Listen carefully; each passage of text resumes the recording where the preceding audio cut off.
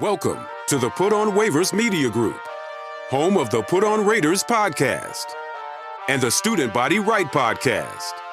This is your place for the best breakdowns and the best insight for those who fight on and bleed silver and black.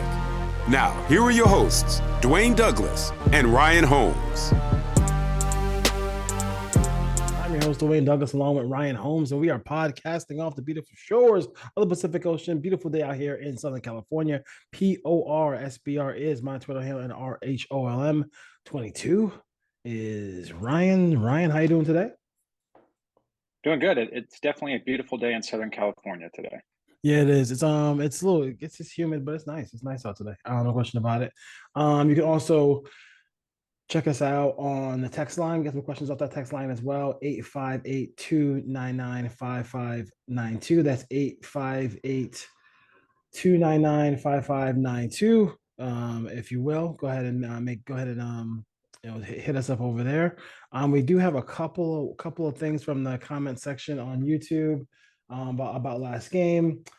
Andrew Everstar will need to clean up those 4 critical mistakes to have a chance to beat the Bills, or have a chance to beat better teams. The Broncos defense was solid, and glad we got the W. Want to see improvement with Tyree Wilson by the middle of the year. It's a shame we don't have Chandler, but it is what it is. DBs tackled great. We got flipping VIP. I think Tillery was lined up at defensive end on the sack.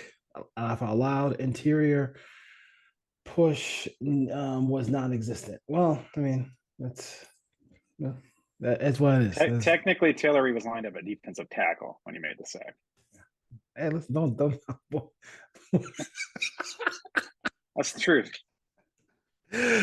You come here, Ryan's ready for all. It's funny. I knew that one. I knew that one was going to get corrected as soon as I read it. I got one more about Ray a little bit later. Let's go through the position groups here and talk about all 22. We both kind of watched it. We all know Ryan is a great resource for all 22 and kind of his all 22 snippets are on his Twitter handle, so definitely check those out. What was some of the let's start with the interior offensive and defensive lines. What were your thoughts about the offensive line first and then the defensive line? I thought the pass blocking overall from the offensive line was very good in this game, especially from the tackles, and the interior was able to give a pocket for Jimmy G to step up into over and over again. The play strength, I think, is still a question with Dylan Parham. He held up fine, but he wasn't getting a lot of push in the run game. He had a missed block there on the goal line that got Jacobs tackled in the backfield. Andre James was fine. I think that he's getting better and better the more he plays. Is he ever going to be a top 5, 6, 7 center in the league? I don't think he's going to get there, but he's fine. You can get by with Andre James, and I thought Van Roten played fairly well as well. Couple of good double teams there with James. They got some push on the interior a few times, but overall, while the offensive line held their blocks, you didn't see a lot of running lanes for Josh Jacobs. So that's what we thought was going to happen when we talked about this a month ago. If they were going to start a Luminor at right tackle with James and Parham, we thought they'd be able to pass block. The questions are going to come in the run game. And Colton Miller as well. Colton Miller's a better pass blocker than run blocker. So for the most part, they have pass blockers along the offensive line, and then Josh Jacobs is going to have to be able to find holes to get through. And I thought Jacob Johnson, however he pronounces it, he didn't have a very good game. So there were holes where the offensive line held up, and then Johnson either didn't sustain his block, went the wrong way. And it was just, you could see a little bit of hesitation from Jacobs as well when he was trying to work the outside. Outside the tackles, because Michael Mayer missed some blocks, Austin Hooper missed some blocks. So I think it was more a function of not a lot of push in the middle. And then I don't think the fullback or the tight ends had a very good game. And I'll throw Jacoby Myers in there as well. I don't think he blocked very well either. So there was some issues all along in the run game, but I thought in the pass game, the offensive line held very well. Yeah, offensive line minus our good friend Alex Bars, especially in the interior, looked much better. It definitely Van Roten looked much better than Alex Bars did last season. Good, because we don't want to see Alex Bars play anymore. We don't have to. You don't have to anymore. It's a question I had for, I was thinking about it too. Do you feel like because the tight ends they brought in are not performing well and they're not run blockers right then now. they're not blocking. I mean, they're not blocking. They're not blockers great at all right now. Do you feel like bringing in Mumford kind of tips your hand offensively when you're bringing that extra offensive lineman? It depends on the down and distance when they do it, what packages, what play calls they had. They had it on a couple of play actions, especially the one where they hit Myers on the 21-yarder on the bow route. That was definitely heavy personnel. You can't live in heavy personnel the whole time, because when you have a tight end who's an offensive lineman that's not a threat in the passing game, that allows you to bracket and double the outside guys. So they were able to get away with it this week. Teams will see that on film. But I do think in the run game, they're going to kind of need that. They're going to kind of need, until Michael Mayer becomes a better blocker, and he's the only tight end on the roster that has a chance to be a blocker. Hooper doesn't. Horsted doesn't either. They're going to have to use Mumford as an extra blocker, and that's fine. We saw Bill Musgrave do that in 2016, where you could bring in 6 offensive linemen. They're just going to need to get more push and open up more running lanes when they do that, and then they might be able to do that this week because Buffalo didn't stop the run at all last week against the Jets. And that's the part where I think Josh Jacobs might kind of shine when we start previewing the Bills game. I think this could be a good game for Josh Jacobs. Myers shined in this game a little bit. As far as Surtain versus Adams, like, we've seen this a lot with Raider stars. I mean, I'm not sure what the Raiders can do or with the league or anything like that, but the fact that, like, you can hold Devontae Adams a whole game, you can hold Max Crosby a whole game, and nothing's called. I'm not sure what they can really do in that situation, but Myers is a good second option, if you will. Might be out this week because of the concussion. Still not practicing with the team. Is this an opportunity for Hunter Renfrow to kind of get some reps here? I know there's people talking about that on Twitter X, if you will. They want to see more Renfrow. We all knew when they got Jimmy G that it was going to be a lesser role, and we also knew that when they got 25 million people could play slot, it was going to be a lesser role for Hunter Renfrow. Yeah, I think you'll see more of him this week. It just, again, it depends on the down and the distance. The Raiders stayed on schedule for the most part against the Broncos, so they were never they never fell behind by multiple scores where they just had to go to 11 personnel and throw the ball. They never were. It wasn't 3rd and 10, 3rd and 12, 2nd and 9, where they had to throw the ball. So if they can stay on schedule and run the football and then take advantage of Myers against a number 2 corner, then I don't see a problem with that. A lot of rumors I saw today is this Hunter Renfrow's on the trade block after week 1. I don't buy any of that. The cap number alone won't allow that. No. And you're not going to ship him for a 7th rounder at this point. There was people commenting saying, oh, you can get him for a 6th or a 7th or our 3rd string tight end. The Raiders are not trading Hunter Renfrow right now. They need him on this roster. Yeah.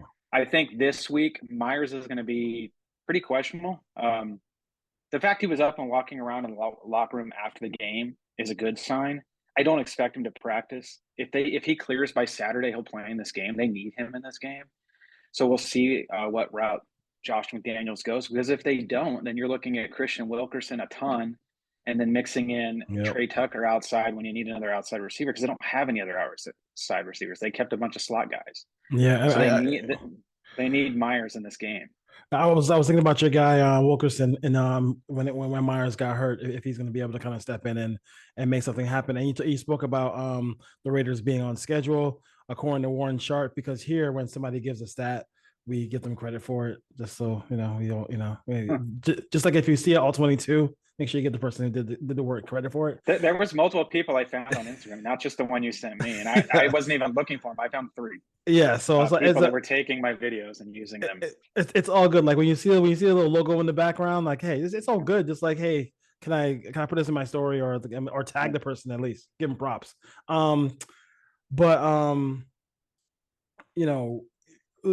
for the Raiders, I just can they kind of I hate to say this, but can they survive offensively without Jacoby Myers in this game? Like and then a game coming up, I don't know if they actually can. He's not. I mean, he's more of a, and then you can tell that this head coach really loves um uh Myers because he doesn't smile very often like that. But when I was asked about Myers, he was smiling from ear to ear. Somebody asked a question from the 619 about when you cause somebody to miss games, like say you cause somebody to miss games with a concussion. Should you be able to play in that next week's game? Like, could they do something like that in the National Football League to kind of because it seemed like that was a hit that was unnecessary. No, they're never going to get to that point in the NFL because you don't know who the player was that got hit. You don't know if they had previous concussions, if it was just a freak accident. Myers was kind of going to the ground, and then the guy hit him in the head. He didn't aim high. It just kind of happened because it was happening so fast. You're right at the first down marker.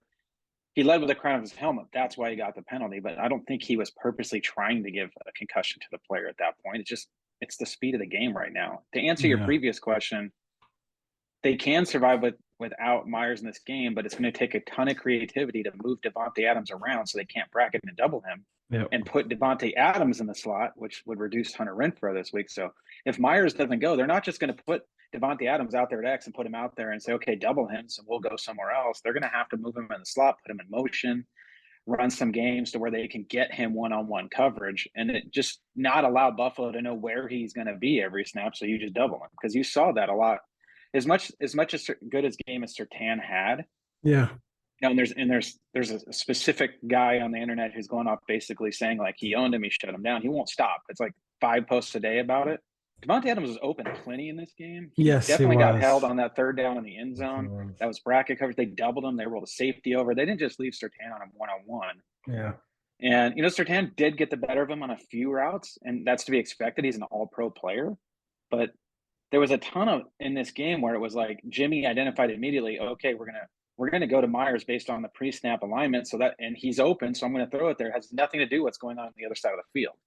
So I think a lot of it just happened based on Jimmy's ability to trust Myers and know I have a better matchup over here. Devontae was still getting open on the other side of the field. Do they travel? No, the Broncos did not travel. Yeah. There was a few times where Surtain went with them, but there was plenty of times, especially in the second half, where Devontae was on Mathis. Yeah, so if it's not traveling, it's kind of it's not like very few teams kind of. I'm not sure very few teams, but a lot of teams don't have their cornerbacks travel. They just play aside. The point I was going to make about Warren Sharp was he said that the Raiders were one of the few teams were like the teams this weekend who had the least amount of 3 and outs. In this, so they only had the ball like 6 or 7 times, including where they didn't have 11 at the end of the half. Exactly, and have 11 possessions, but they still. I mean, like them.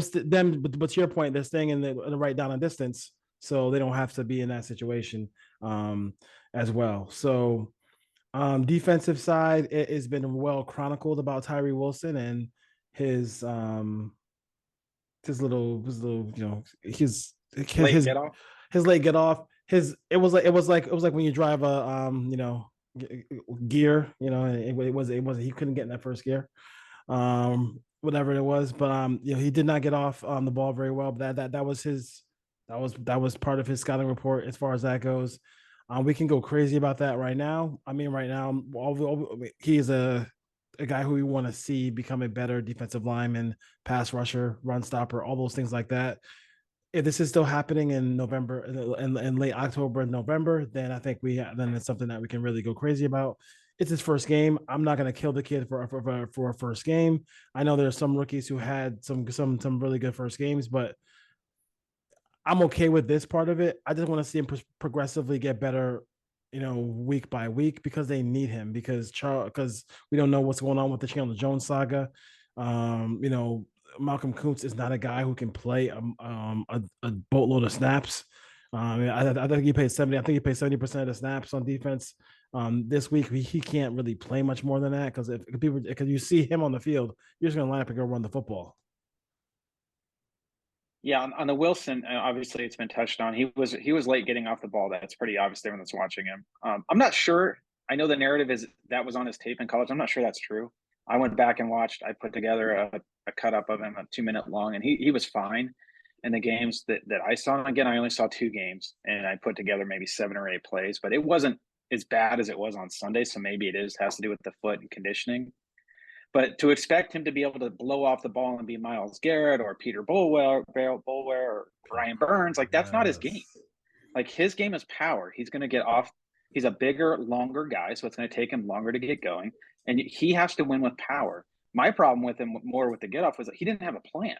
Like it was literally Yes. get off the line slow and just run straight to the guy, and then he get locked out. Like he didn't have a counter move. There was no way if the power didn't work, that was it. And there was times where he would, and you saw this in the Cowboys preseason game as well, is when he made contact and started to get pushed, there was no second move to get off the block, to disengage and go find the quarterback, or the ball would go right by him and he wouldn't see it. So I'm more concerned with that than anything. But you're going to see Jordan Willis will be activated in this game. I think that he'll play. I don't think Isaac Rochelle will be up this week, and then you'll see more Kuntz. They're going to need Kuntz's speed to try to run down Josh Allen. So I think he's going to get a ton of snaps in this game. I don't expect to see as much Jerry Tillery outside. I don't think that really worked. Denver, when they ran the ball to that side, they got in it. He didn't get much pass rush because the problem you're going to have, and you saw it in the Denver game, is they're just going to slide the protection towards Max. They're going to put a tight end over there. They're going to chip him with a running back. So he's going to have to beat the chip. He's going to have to beat the right tackle. And then if they're sliding the line, then here comes the right guard. And the problem is on the other side, when they had Byron Young, Jerry Tillery lined up a defensive tackle and defensive end, they just got beat one-on-one. They didn't beat their guy. And teams are going to do that until you can win on the other side. So you're going to have to play Kuntz on passing downs because he's the only guy that can really win one-on-one. And again, even when he won, and I know there was a lot of clips on it, he had 2 bull rushes that were fine, but there was no second move. There was no disengagement. There was no going to get the quarterback. Like he won initially, and then the left tackle was able to hold him up and hold his ground, and then he lost. There was no way to get off and get to the quarterback. So you asked about the defensive interior before. Yeah. They had a horrible game. Like they didn't win any in the pass rush, and they got dominated in the run game. Yeah. And it's what we've said the whole offseason.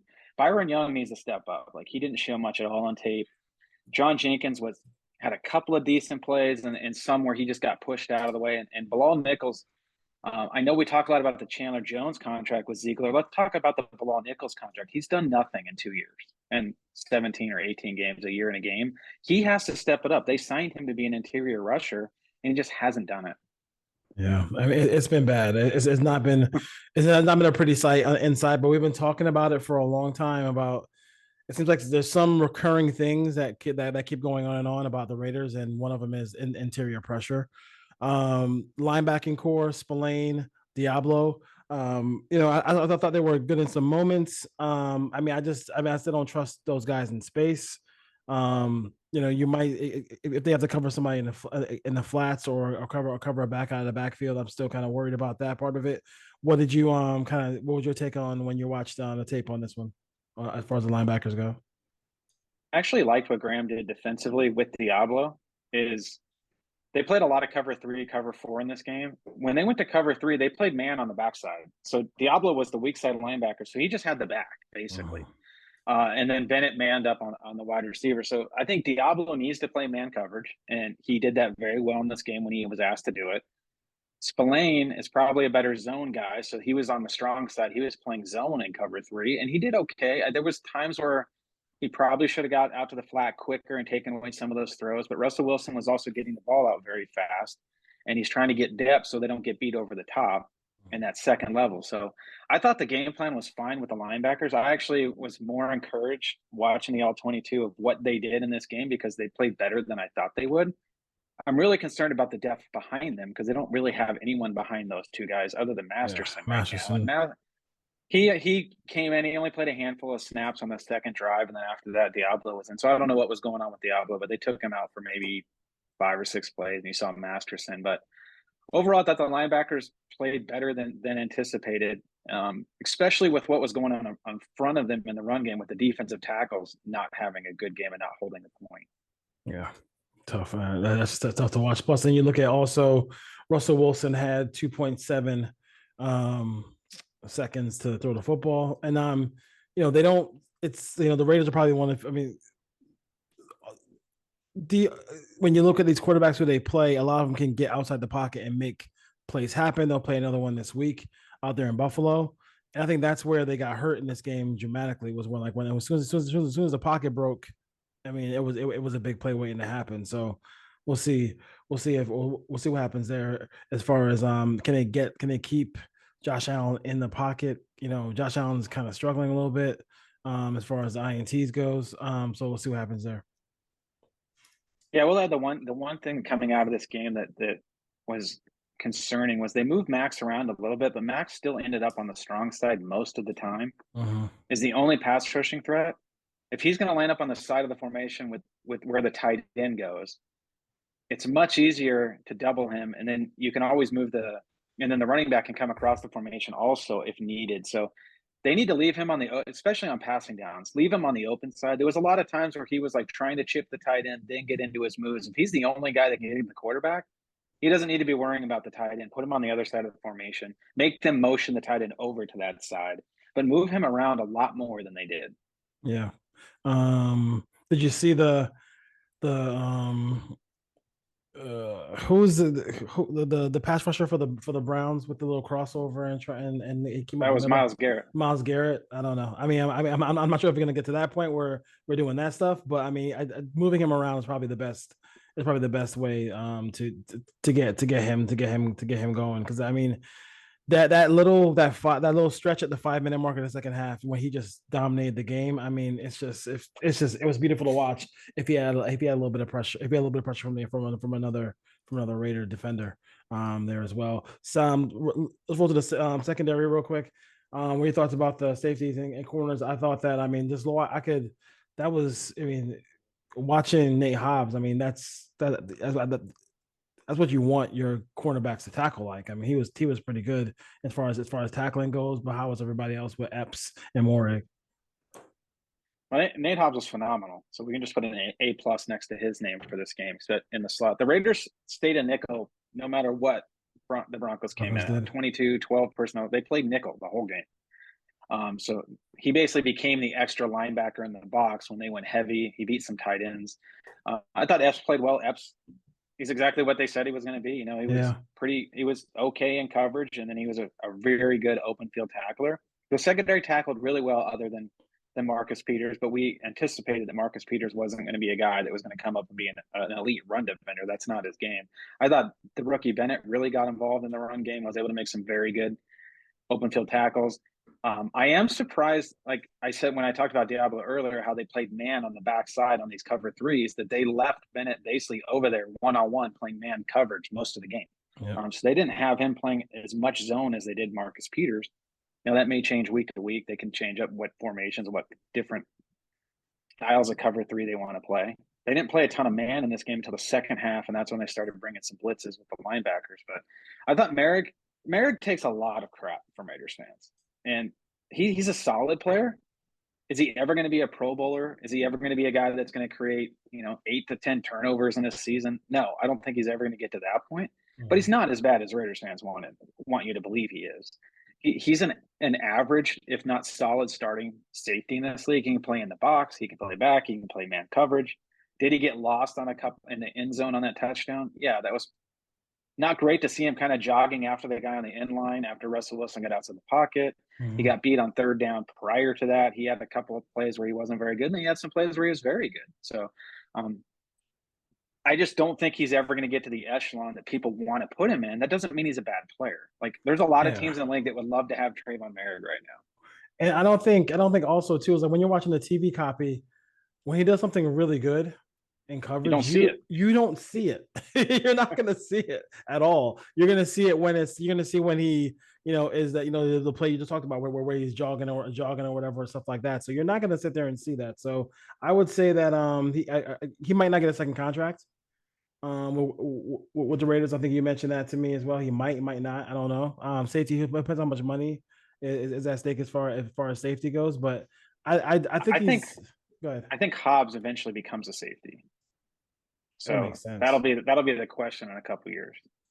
Because if the Raiders can find another slot cornerback they really like, then you just put Hobbs at safety along with Epps. Because those guys rotate. There wasn't a free safety or a strong safety. They basically, based on the formation, they would flip-flop. So they're both playing both roles.